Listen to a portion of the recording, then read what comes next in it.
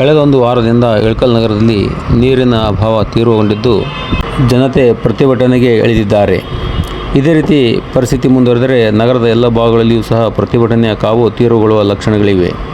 ಬೇಸಿಗೆ ಇನ್ನು ಮುಂಚೆಯೇ ನೀರಿನ ಈ ರೀತಿಯ ಅಭಾವ ಉಂಟಾದರೆ ಮುಂದಿನ ದಿನಮಾನಗಳಲ್ಲಿ ಹೇಗೆ ಎಂಬ ನೋವು ಸಹ ಜನರಲ್ಲಿ ಕಾಡತೊಡಗಿದೆ.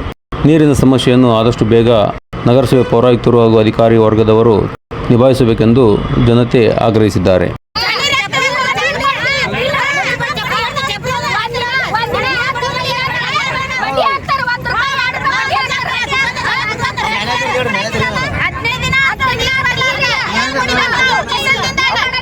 ಮ್ಯಾನೇಜರ್ ಏನಂತ ಹೇಳ್ರಿ.